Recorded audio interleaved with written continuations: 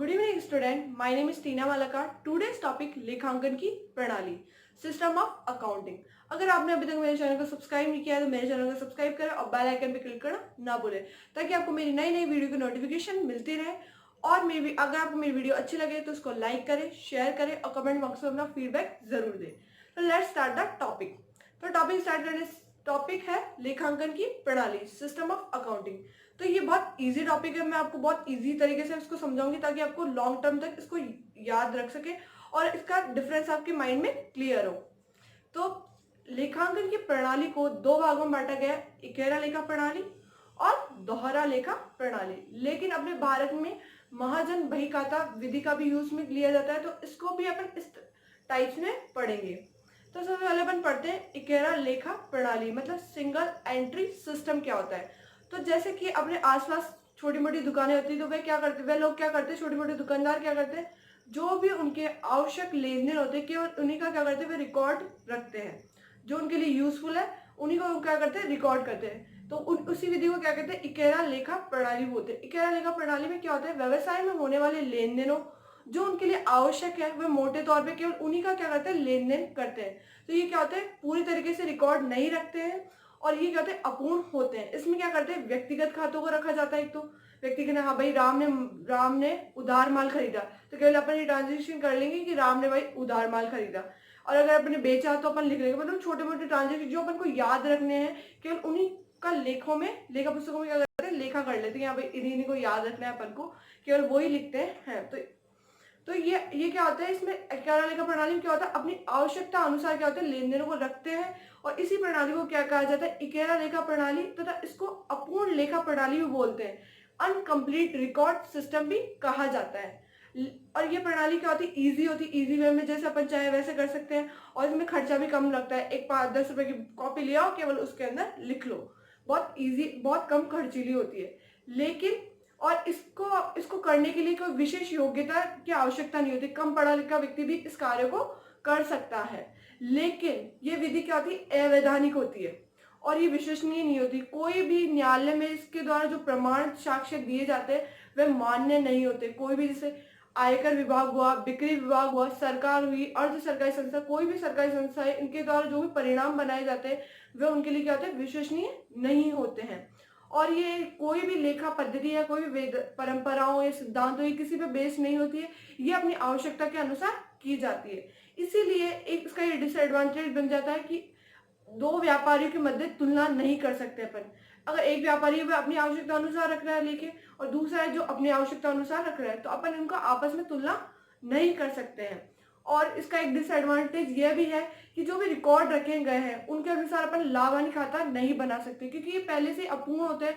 तो इनसे जो भी प्राप्त होंगे अपन को लाभ हानि खाता, जो भी आर्थिक स्थिति प्राप्त होगी वह भी क्या होगी, अपूर्ण होगी। तो ये थे इसके डिसएडवांटेज। और अपन थोड़ी डिटेल में पढ़ते हैं। व्यवसाय लेन देनों को पूरा रिकॉर्ड नहीं रखता है। ये क्या करता है, इसका पूरा रिकॉर्ड नहीं करने लगता है, अपनी आवश्यकता अनुसार क्या कर लेता है, रिकॉर्ड रखता है। ये छोटे व्यापारी, जो भी छोटे दुकानदार होते हैं, केवल उन्हीं के द्वारा इसको रखा जाता है। इसमें हिसाब किताब कैसे रखते हैं, अपनी आवश्यकता अनुसार रखते हैं। जो भी उनको सूटेबल होता है उस तरीके से रख लेते हैं। हाँ भाई मुझे इस ये वाला ट्रांजेक्शन लिखना है, मुझे याद नहीं रहेगा तो उसको केवल लिख लेंगे। इसमें रोकड़ भाई व्यक्तिगत खाते, रोकड़ पुस्तक केवल उन्हीं को रखा जाता है। ये बहुत सरल सरल मैंने बोला बहुत इजी होती है, कोई भी व्यक्ति कर सकता है, इजीली अपन भी कर सकते हैं। और ये कम खर्चीली होती है क्योंकि इसमें 10 रुपए कॉपी लिया और कर लो भाई। फिर क्या, ये विश्वसनीय नहीं है। विश्वसनीय क्यों नहीं है, क्योंकि इसमें कोई अपूर्ण लिखे होते, कोई प्रलेखों के आधार पर, कोई साक्ष्य या प्रमाण के आधार पर ये लिखा नहीं जाता है। और जो भी होते हैं इसमें छोटे मोटे बिल होते हैं, उनके आधार पर लिखा जाता है। और ये वैज्ञानिक प्रणाली क्यों है, क्योंकि इसमें किसी भी पद्धति या कोई भी सिस्टमेटिक तरीके से या लेखा मानकों का उपयोग नहीं किया जाता है। और ये विशेष ज्ञान कुशलता की आवश्यकता नहीं होती है। इसमें क्यों नहीं होती, कम पढ़ा लिखा व्यक्ति भी इस कार्य को कर सकता है।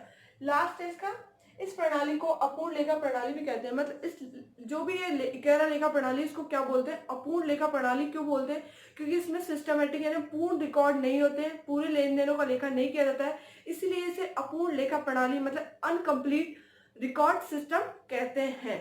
तो ये थी इकेरा लेखा प्रणाली। अब अपनी सेकंड विधि है दोहरा लेखा प्रणाली, मतलब डुअल एंट्री सिस्टम। अब ये क्या होता है, डुअल एंट्री सिस्टम क्या होता है, इसमें डेबिट क्रेडिट सिस्टम का प्रयोग किया जाता है। जो किसने दिया था, लुकास पैसियोली ने दिया था। इसमें जो भी व्यवसाय में होने वाले सभी लेन देन जो व्यवसाय से संबंधित है, जिनका मापन अपन क्या कर सकते हैं, मुद्रा में कर सकते हैं, उन लेन देनों का लेखापन लेखा पुस्तकों में करेंगे। ये प्रणाली क्या होती है, ये इस इक्यारा लेखा प्रणाली की तुलना में थोड़ी कठिन होती है और ये अधिक खर्चीली भी होती है और इस कार्य को करने के लिए तरह विशेष योग्यता की आवश्यकता होती है। इसको अपन को, अगर इस कार्य को अपन को करना है तो अपन को दोहरा लेखा प्रणाली को समझना होगा और उसकी जितनी भी प्रणालियां, पद्धतियां हैं, नियम है, सिद्धांत है, इन सभी को अपन को समझना होगा। तभी अपन दोहरा लेखा प्रणाली या dual entry system debit credit का यूज कर सकते हैं।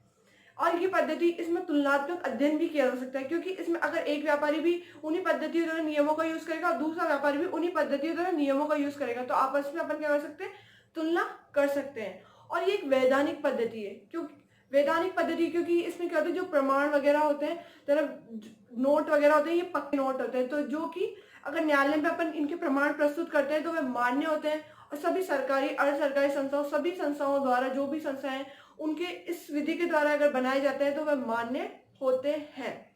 एक बार इसका ओवरव्यू देखते हैं अपन। व्यवसाय में होने वाले लेन देनों का पूरा रिकॉर्ड, जो भी व्यवसाय में लेन देन होंगे उनका क्या रखा जाता है, पूरा रिकॉर्ड रखा जाता है। चाहे, और वह कौन सा रिकॉर्ड रखा जाता है, जो व्यवसाय से संबंधित हो और जिनका मापन अपन क्या कर सके, मुद्रा में मापन कर सके। और फिर व्यवसाय के संगठन के लिए बहुत उपयोग, सभी व्यवसायों के लिए क्या है, ये बहुत उपयोगी है। मतलब किसी भी कोई भी व्यवसाय अगर दोहरा लेखा प्रणाली को जानता है, चाहे वो छोटे स्तर पे हो, मध्य स्तरीय हो या बड़े स्तर पे हो, सभी अगर दोहरा लेखा प्रणाली के सिद्धांत को जानता है, वह इस प्रणाली का यूज कर सकता है। फिर है लेखों की प्रारंभिक पुस्तकों से व्यापार तथा लाभान्वित खाता बनाया जाता है। इसमें क्या होता है, अपन ने लास्ट वीडियो में समझा था लेखांकन की प्रक्रिया। उसमें क्या समझा था, लेखांकन पहले क्या करता है, व्यवहारों की पहचान करता है, फिर जर्नल एंट्री करता है, फिर लेजर बनाता है, फिर उसके बाद में क्या करता है, ट्रायल बैलेंस में जोड़ करता है, उसके बाद में वित्तीय लेखे बनाता है। मतलब व्यापार तथा लाभान्वित खाता, मतलब ये बोल रहा है लेखों के प्रारंभिक पुस्तकों, जो भी मैंने प्रारंभिक पुस्तकें बनाई थी, उनके आधार पर क्या बनाया जाता है, व्यापार तथा लाभान्वित खाता बनाया जाता है। और ये क्या है, वैधानिक प्रक्रिया है। यह अपेक्षाकृत क्या होती है, कठिन होती है, क्योंकि इसमें बहुत विशेष कुशलता की आवश्यकता होगी, तो ऑब्वियसली कठिन होगी। और इसमें क्या होगा, इसमें खर्चीली होगी, क्योंकि बहुत सारे अपन को बुक्स रखनी पड़ेगी। विश्वसनीय क्यों है, क्योंकि यह वैधानिक रूप से मान्य है। फिर है, इसमें विशेष ज्ञान तथा कुशलता की आवश्यकता होती है। विशेष ज्ञान तथा कुशलता की तो आवश्यकता होगी, क्योंकि इस कार्य को करने के लिए अपन को इनकी पद्धतियों, नियमों, परंपराओं आदि का ज्ञान होना चाहिए। यहाँ तक कि लेखा मानकों का भी अपन को ज्ञान होना चाहिए, किस लेखा मानक के अनुसार अपन कौन सा ट्रांजेक्शन कर रहे हैं। फिर इस प्रणाली में लेखा किसके, अंग्रेजी में किया जाता है। इसमें जो भी अपन एंट्रीज करते हैं क्या करते हैं, अंग्रेजी, इंग्लिश में करते हैं। जैसे कोई भी एंट्री करेंगे, cash account, debit to capital account, तो क्या होती है, कैश में वो अंग्रेजी में की जाती है। और ये सबसे बेहतर प्रणाली है, सबसे बहुत बेस्ट प्रणाली है। अब आती है थर्ड है महाजन बहीखाता प्रणाली। अब महाजन बहीखाता, मुनीम का नाम सुना होगा आपने, जो एक रेड कलर की एक बुक रखते हैं, जिसके अंदर क्या होता है, जितने भी लेन देन होते हैं तो वह क्या करते हैं, उन लेन देनों का लेखा उस पुस्तक में रखते हैं। इसमें क्या होता है, जितने भी लेन देन होते हैं, सभी लेन देनों का लेखा ये क्या करते हैं, बुक में रखते हैं। इसमें क्या रखा जाता है, बहियां रखी जाती है, अलग अलग बहियां भी अगर व्यवसाय बड़ा है तो इसमें क्या होता है, बहियां बना ली जाती है, अलग अलग बहियां बना ली जाती है। जैसे इसमें लिखा रखा है रोकड़ बही, नगद बही, खाता बही, तरह विभिन्न प्रकार की बहियां बना ली जाती है और अलग अलग बहियों में इसका लेखा कर लिया जाता है अपने अनुसार। ये कहाँ यूजफुल है, ये मध्यवर्ती जो भी बिजनेसमैन होते हैं उनके लिए यूज होता है। अधिकतर वह लोग यूज करते हैं महाजन बहीखाता विधि का। फिर है, ये सरल होती है और इसमें क्या होता है, लेखा किसके, स्थानीय भाषा के अनुसार किया जाता है। जहां पर इस विधि का प्रयोग किया जाता है वहां की लैंग्वेज में क्या करते हैं, इस विधि का यूज करते हैं, इस स्थानीय भाषा में इसका यूज करते हैं। ये अपेक्षाकृत क्या होती है, कम विश्वसनीय होती है, क्योंकि इसमें भी क्या होता है, कम विश्वसनीय इसलिए होती है, इसकी तुलना में क्या होती है, कम विश्वसनीय होती है, लेकिन इसकी तुलना में अधिक विश्वसनीय होती है, क्योंकि इसमें प्रमाण होते हैं, कुछ साक्ष्य होते हैं जिनको वैधानिक रूप से मान्यता मिलती है और कुछ को नहीं मिलती है। फिर है पूर्ण स्वदेशी भाषा प्रणाली। स्वदेशी मतलब जैसे हम बोलते हैं भाई ये तो पूरा देसी आदमी है, तो ये प्रणाली भी क्या है, स्वदेशी, पूरी देसी विधि है। फिर है, कम कार्यकुशलता वाले व्यक्ति की आवश्यकता होती है। महाजन खाता बही में दोहरा लेखा प्रणाली की तुलना में कम कार्यकुशलता वाले व्यक्ति की आवश्यकता होती है। अब नेक्स्ट टॉपिक है, नेक्स्ट पॉइंट है, यह प्रणाली इकेरा लेखा प्रणाली से कहीं बेहतर है। जो महाजन खाता बही प्रणाली है वह इकेरा लेखा प्रणाली से बेटर है, लेकिन दोहरा लेखा प्रणाली से बेटर नहीं है। अब अपन इसका इन तीनों में अंतर देखेंगे, मेजर अंतर क्या क्या है। तो अपन पॉइंट वाइज पॉइंट देखेंगे इनमें क्या अंतर है। तो इकेरा लेखा प्रणाली, दोहरा लेखा प्रणाली और महाजन बही खाता प्रणाली। तो अपन एक एक अंतर देखेंगे इनमें अंतर क्या है। तो पहला अंतर है व्यवसायिक लेन देनों का पूरा रिकॉर्ड रखता है। जो इकेरा लेखा प्रणाली होती है उसमें तरह जो रिकॉर्ड होते हैं वे पूरे नहीं रखे जाते। अब दोहरा लेखा प्रणाली, इसमें क्या होता है, प्रत्येक जो भी ट्रांजेक्शन हो रहा है उसके प्रत्येक का रिकॉर्ड रखा जाएगा। तो इसमें व्यवसायिक लेन देनों का पूरा रिकॉर्ड रखा जाता है। और महाजन बही खाता विधि में भी क्या होता है, व्यवसाय लेन देनों का क्या होता है, पूरा रिकॉर्ड रखा जाता है। अब सेकंड पॉइंट क्या है, ये छोटे व्यापारी संस्थाओं द्वारा इस प्रणाली का यूज किया जाता है। जो इकेरा लेखा प्रणाली है वो छोटे व्यापारी द्वारा यूज में लिया जाता है, लेकिन दोहरा लेखा प्रणाली जो होता है वह प्रत्येक व्यवसाय द्वारा प्रयोग में लिया जा सकता है जिसको इसकी नॉलेज है। फिर है महाजन बही खाता विधि, ये क्या होता है, मध्यवर्ती व्यवसाय द्वारा यूज में लिया जाता है। अब इसका थर्ड डिफरेंस है, इसमें हिसाब किताब कैसे रखते हैं, अपनी आवश्यकता अनुसार रखते हैं, जैसे उनके लिए सूटेबल होता है वैसा रखा जाता है। इसमें व्यवसाय में प्रत्येक लेन देनों का लेखा कैसे करते हैं, दोहरा लेखा प्रणाली के लिए दो पक्षों में किया जाता है, डेबिट और क्रेडिट के आधार पर किया जाता है। इसमें प्रत्येक लेन देन क्या होता है, भैया जिस बही में लिखना होता है उसमें भैयों के अनुसार किया जाता है। नेक्स्ट पॉइंट है, ये रोकड़ बही तरह बही का बैंक की पासबुक तरह व्यक्तिगत का रिकॉर्ड रखता है, केवल उन्हीं का रिकॉर्ड रखता है। बैंक में भाई रोकड़ कितना है, बैंक में कितना है, और व्यक्तिगत हाँ भाई इन्होंने उधार ले रखा है, केवल उन्हीं का रिकॉर्ड रखा जाता है। इसमें क्या होता है, लेखों को प्रारंभिक पुस्तकें जो भी प्रारंभ में अपन ने जो भी रिकॉर्ड लिए उनके आधार पर क्या होता है, व्यापार और लाभ वाली खाता तैयार किया जाता है। इसमें क्या होता है, रोकड़ बही तरह नगद बही तरह खाता बही प्रकार के में लेखा किया जाता है, अलग अलग बहियां बनाई जाती है और इसमें लेखा किया जाता है। नेक्स्ट पॉइंट है, ये बहुत सरल और कम खर्चीली होती है। मैंने बोला था ये बहुत इजी होती है और कम खर्चीली की होती है कि भाई 10 रुपए की कॉपी लिया और उसमें रिकॉर्ड रख लो।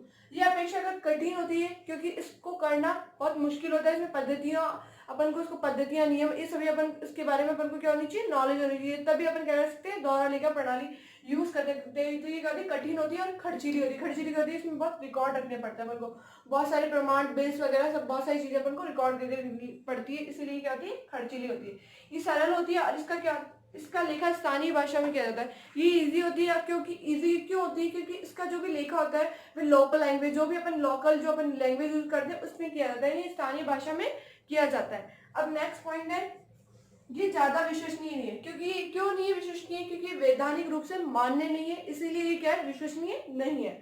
यह विश्वसनीय पद्धति है क्योंकि इसमें जो भी प्रमाण है वे वैधानिक रूप से प्रमाणित है, यानी वहां मान्यता प्राप्त है। यह अपेक्षाकृत कम विश्वसनीय है, मतलब ये दोहरा लेखा प्रणाली की तुलना में कम विश्वसनीय है।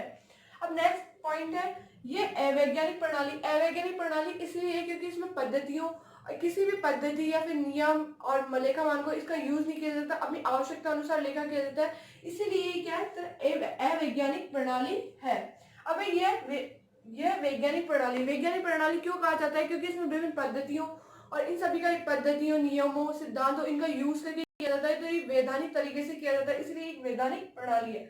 और ये पूर्ण स्वदेशी प्रणाली, स्वदेशी का मीनिंग बताया जाता है, जैसे अपन किसी को बोलते हैं भाई ये तो पूरा देसी आदमी है, तो ये प्रणाली भी क्या है, एक देसी पद्धति है, इसलिए इसको स्वदेशी पद्धति कहा जाता है, क्योंकि इसमें स्थानीय भाषा और अपने जो भी लोकलिटी के अनुसार किया जाता है, लेखा अपनी लोकल जो भी उसके अनुसार किया जाता है, तो इसलिए पूर्ण स्वदेशी प्रणाली इसको कहते हैं। अब नेक्स्ट अंतर है, विशेष ज्ञान तथा कुशल व्यक्ति की आवश्यकता नहीं होती है। इसमें कोई विशेष कौशल की आवश्यकता नहीं होती। अगर कम पढ़ा लिखा व्यक्ति भी है तो इस विधि का यूज कर सकता है इजीली। इसमें विशेष ज्ञान तथा कुशल व्यक्ति की आवश्यकता होती है। इसमें अपन को दोहरा लेखा प्रणाली का ज्ञान होना चाहिए, तब भी अपन क्या कर सकते हैं, डुअल आइडेंटिटी सिस्टम का यूज कर सकते हैं और लेखा कर सकते हैं। इसमें कम कार्यकुशलता वाले व्यक्ति की आवश्यकता होती है। इसमें इस दोहरा लेखा प्रणाली की तुलना में कम होती है, लेकिन इसकी तुलना में ज्यादा होती है, क्योंकि इसमें बहुत सारी बहियां लिखी जाती है, तो थोड़ा बहुत अपन को ज्ञान होना जरूरी है। अब इसके मेजर पॉइंट है, इनके फीचर्स बोल सकते हैं। इस प्रणाली को अपूर्ण लेखा प्रणाली भी कह सकते हैं अपन। ये क्या होती है, इनकम्प्लीट होती है, इसमें पूर्ण रूप से लेखे नहीं रखे जा सकते। इस पूर्ण रखे नहीं जाते हैं, इसलिए इसको क्या कहा जाता है, अपूर्ण लेखा प्रणाली वाले अनकम्प्लीट रिकॉर्ड सिस्टम कहा जाता है। और अब ये दोहरा लेखा प्रणाली, इस प्रणाली का लेखा किसमें किया जाता है, अंग्रेजी में किया जाता है, इसीलिए अंग्रेजी में किया जाता है और ये सबसे बेहतर है। मतलब इन दोनों विधियों की, दोनों टाइप्स या सिस्टम की तुलना में क्या है, अधिक बेहतर प्रणाली है। और जो भी इसमें जो भी लेखा किया जाता है वह क्या किया जाता है, अंग्रेजी में किया जाता है। अपन एंट्रीज वगैरह जो भी इसमें जो ट्रांजेक्शन का लेखा पुस्तकों में करते हैं, क्या करते हैं, अंग्रेजी में करते हैं। और ये प्रणाली इकेरा लेखा प्रणाली से कहीं बेहतर है। मतलब ये जो ये प्रणाली है ये इससे बेस्ट है। तो अगर आप इसका स्क्रीनशॉट लेना चाहते हो तो स्क्रीनशॉट ले सकते हैं।